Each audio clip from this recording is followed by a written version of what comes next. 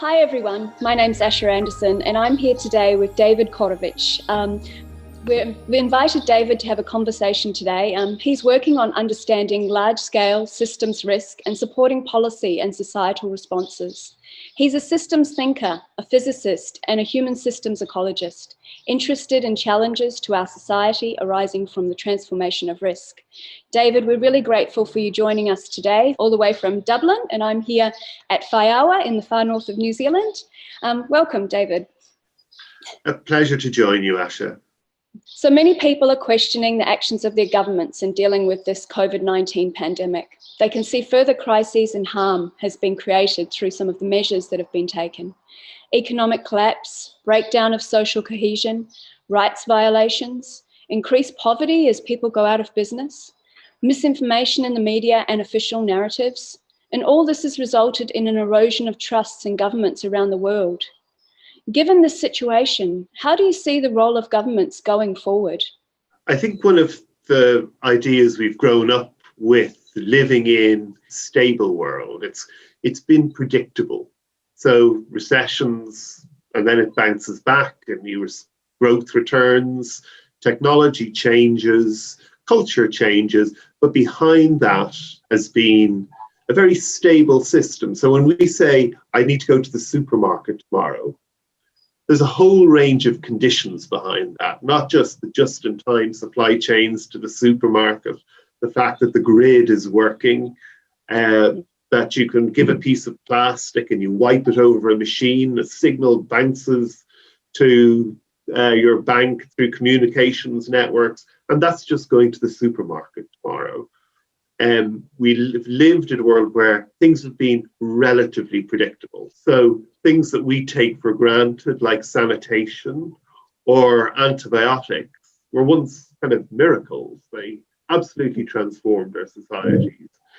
And of course, there are things we get excited about when we don't have them, like sanitation, like the basics of healthcare. We get them, they're no longer a wondrous boon, they're just an expectation and demand. So we've lived in a world where expectations have been creeping up, largely with better standards of living for most people for quite a long time. And within that stable system, we see government as those who are given responsibility to manage, direct this process, and in some way anticipate problems that might emerge and fix them. And there is an illusion of control of what governments can do, that governments aren't like a top-down hierarchy that direct things. Governments are enmeshed in social and economic systems. They're dependent upon their linkages with the rest of the world, within their own countries and different groups and different socioeconomic realities, that they start from where they are. They can't wipe the system clean and build anew, because we depend upon the system as it is for our water, for our food, for jobs, for everything else. So, but because we've lived in a stable system, I think it's given us a sense that, well, maybe the system is controllable. And that if we had the right government, if they were as wise, as virtuous, as brilliant, or as foresightful as somebody is, then we could fix the system, they'd get into government and they'd fix things. Our emerging predicament now is the system in which all of us are enmeshed, those global systems of interconnectivity, of interdependence, are starting to stress and shock here and there. And that really our societies, our governments aren't adaptive to these sort of shocks in a broad sense. Some of the countries that have done relatively well in responding to the pandemic have been countries that have feared pandemics for quite a while. From parts of Asia, it was expected that that would be a focus of where a virus might emerge. And they had the experience of H5N1, SARS, and all of these sort of things that really impacted their imagination in years previously. Whereas I know in Ireland and most of Europe, they were sort of abstracted, distant things that might happen but could be ignored. This sort of shock is really outside of our experience, the COVID shock and its myriad things. But a lot of the issues around trust, I totally agree with you that this has really done some heavy duty fracturing of society and its cohesion. But those stresses were clearly there beforehand. They amplified stresses that were already growing. And that's part of this sort of convergence of different stresses interacting with each other. If we were living in a much more cohesive world, you imagine we could have dealt with the COVID crisis much better. But we aren't. And now we're going to face the next shock, probably with less social cohesion, even more fragmentation, even more problems of an incapacity or difficulty in saying, how do we respond? Because there'll be a more fractured society. People will have become more tribalized in terms of their identity groups. But I think for governments now, and for all of us really, because certainly we're in a position where we're voting for governments and interacting and putting pressures of various types on governments, I think we're going into a world where really governments are going to start finding it more and more difficult to respond to crises and really to keep existing conditions going. One of the things that the pandemic and it's how we've responded and different governments and different societies have responded is that there was never going to be a way, probably, unless it was really stamped down in the beginning, which would be kind of a global lockdown. One was always going to, once the disease progressed to a certain level, there was never going to be an answer that didn't affect the economy, didn't collapse or affect the health system, there was no, this is kind of part of that idea of a predicament, that actually, there was no magic switch could make sure that everything remained normal. It is one of the big issues now because, whether you're saying what happens next year, well, it's more likely we'll have a financial crisis. It's more likely we'll have climate-related crises. It's more likely because of global tensions that, they can escalate. And, we've growing other types of constraints, resource constraints of oil or food. We live in a global system that's tightly tied together. So those shocks can spread and interact. And then as they interact over time, especially if we're losing resilience, i.e. if we're fighting more with each other about who's wrong, rather than sort of saying, can we find a path that we can be more responsive and more acknowledging of a deteriorating risk environment. So governments more and more citizens are going to have to be much more involved in managing their own risks. In Europe, for example, people kind of see a problem, government, fix. And with the best will in the world, I think increasingly governments are going to be losing capacities to do this deep end of things. And actually, where the resources and invention will come is going to be from the bottom, hopefully meeting things from the top, because there are things governments or scale can do that local communities can't, but no government can deal with this increasingly deteriorating environment. There's something about humans, we tend not to like uncertainty. We like a level of predictability, and that can be really understood. It's in nature as well. And we're living in a world that this crisis has given us, but also one where more and more stresses and shocks are manifesting through the global economy. We're going to get even more uncertainty. And one of the things that we can see in these situations, that when people feel uncertain or disorientated, they're more likely to tie themselves in with kind of wacky things we might regard as kind of wacky explanations of the world, that somehow there's a hidden order, but in a sense, it's also gives community and coherence to people in a time that has been both more uncertain and harder.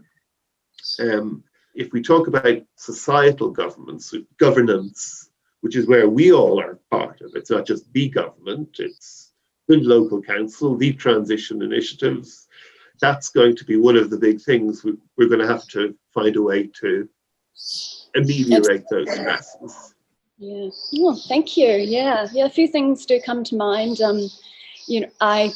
The transition movement here is, each time something globally or nationally happens, people are piqued into kind of, what can I do? How can I look after myself? How can I look after my family and my community?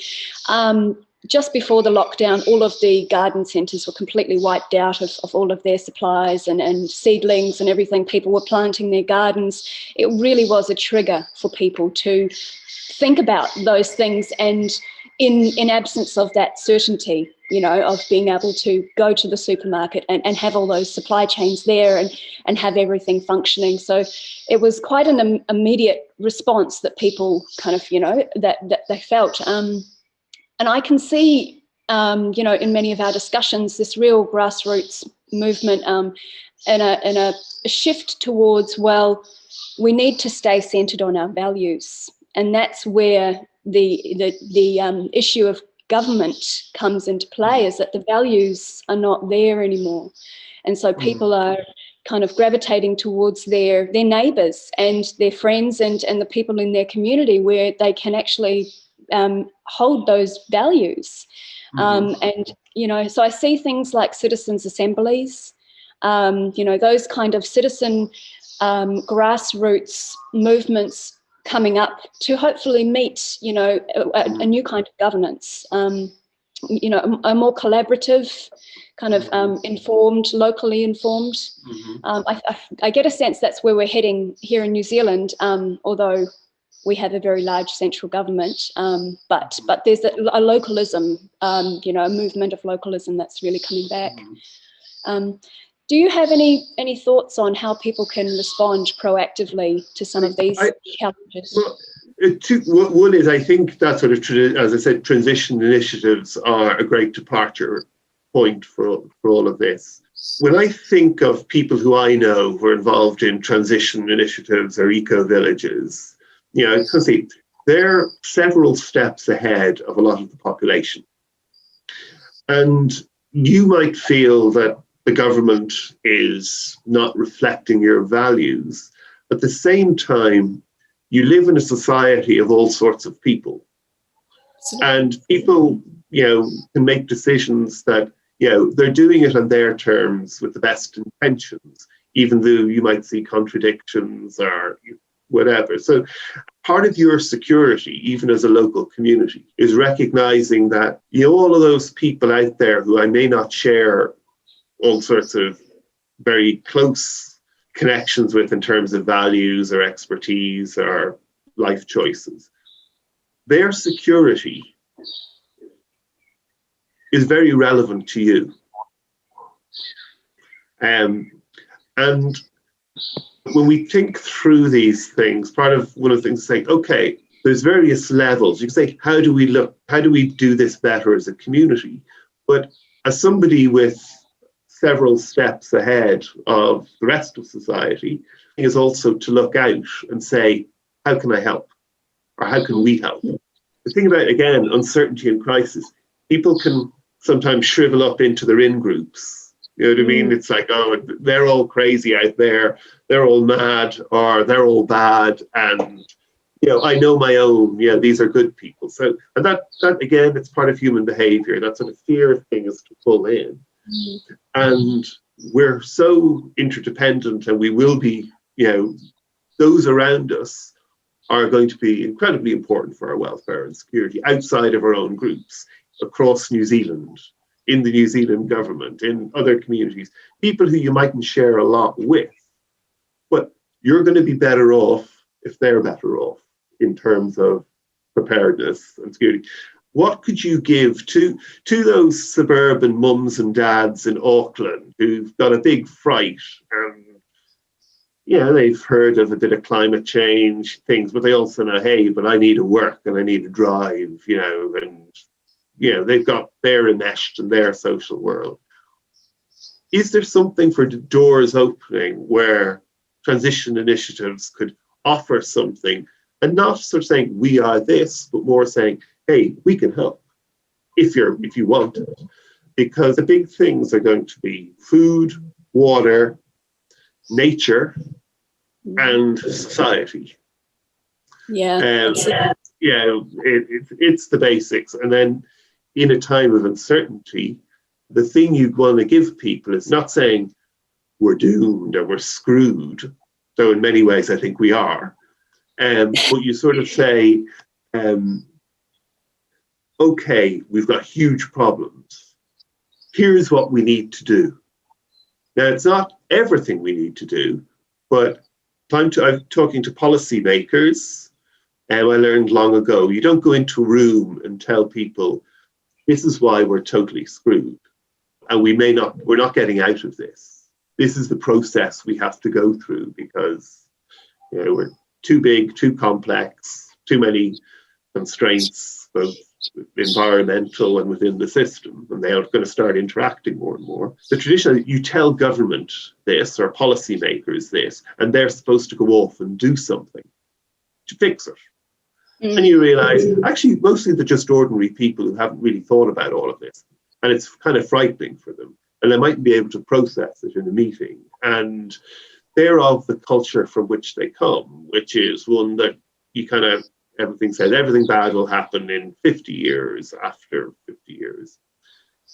So one of the things you learn is you don't come in and say, here is a vast, complex predicament, go solve it, or fix it, or do something about it, because mostly they're not prepared. You say, listen, here are 3 things you could do now. So one type of thing you might say, well, would you do an exercise or a serious game with some of your officials? You get them to do something, go out and do an action. It depends on the context, but you give people things to do. And I think that's the same for all of us, whether it's other people who your transition initiative might be looking out to around society and within ourselves. It's like giving people things to do not only helps orientate them, especially if it's a disorientating world. You say, take that step.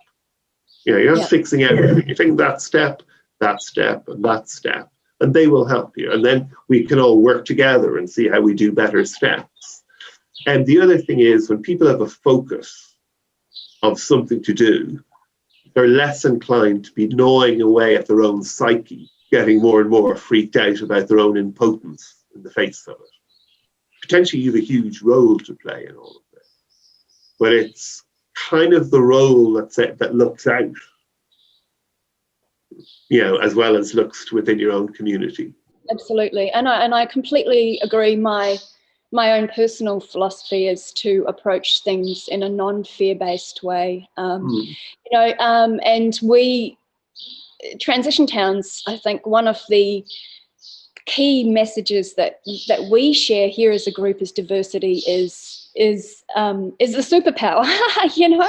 So it really is, and that is one of the things that we really, really need. So definitely, no fear-based messaging, more empowerment, and what can we do? The crop swap actually has been quite an amazing beginning. It started after lockdown, and that we decided, instead of putting it as a table at the back of the room, when we have our talks and discussions, where people share produce, make food the central theme.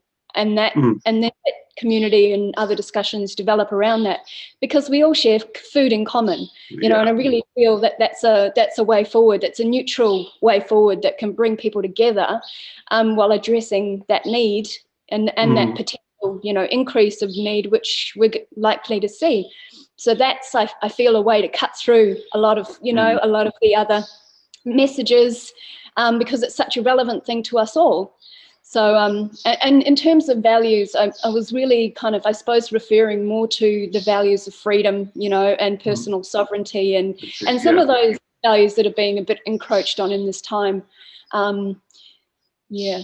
No, but I completely agree with you. Positive actions that we can share with people, maybe outside this network, and just make them accessible, and and support people in that way. It's good to let people know that we mightn't solve things, that we might have to go through problems, but it's important that you're honest as you see things. You can give a message positively in an empowering way, but that doesn't mean that you have to say, and then we'll fix things and the world will be great. Or that if we do this, we will all find community and we will all be happy and we're probably going into a long, long crisis. We've taken some ideas that are very much of our consumer culture. If we do this, or if we do that, we have to give a happy ending. So if you do these things, then here is the golden city on a hill that will sort of bring us to. But I really think of more of the idea of we're going on a long journey and we don't exactly know where it's going, but we know it's unfamiliar territory and it's going to be probably hard, but we have each other. So we're not traveling alone. And we're going to need tools, but we've never been on this journey before. We've been living in the quiet, sunny uplands by and large. And actually, we've got to go pretty soon. But it's important that people don't get into the idea that they're solving the problem, because you can end up having a feedback of depression. It's a long journey. It's not a sprint. In my mindset, that's where we need to be operating from. Have you found, if you don't mind me asking you a question, have you found in the last year or two, not even just COVID, that the types of people who are open to your ideas, conversations, not your core group who are outside? Yeah, absolutely. I think people have resonated most because they know they are unsettled. They're unsettled with what's happening in the world, and they might not be aware on this level, but they see the decline in the environment, in health, and the increasing frequency with which we're having to deal with big things like this. Many people just don't know what to do, so it's a very paralyzing situation to be in. So when there is some people showing a way forward, that's what they gravitate towards. It's not the fear-based, the doom and gloom and Armageddon and beating that drum. It's the how can we transform this situation into something that works for us, that's positive. They especially respond to really positive films that look at what people are doing. What are people actually doing? People who are investing their time and energy into the solution side of things. And so that inspiration that, things can be a different way.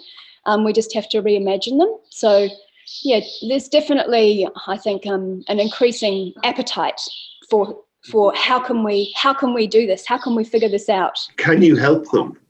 My personal approach is really to hold the space, because I don't have all the answers. For me, that's I can hold the space, and people come together and figure out the solutions together. If a group of people respond, or if a big group of people respond, there's still the relevance of what we're doing in the space that we're holding for those new things to come through, and for those possibilities. I feel, a lot of solutions are going to come out of places like this, or at least a lot of inspiration for people to go away and be reconnected. So that's what we need to see more of. And I think that once more of those messages are getting out, and more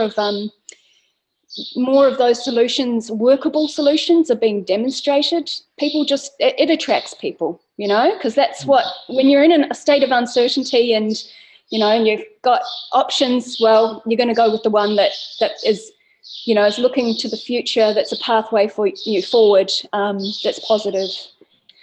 Oh, well, David, we've been talking for a long time. We should maybe finish up now, but it's been really interesting. Well, it was lovely to speak with you, Asha. Thank you very much, and I hope you enjoy the rest of the evening there, and we'll see you again. Have a good day, Asha. All the best.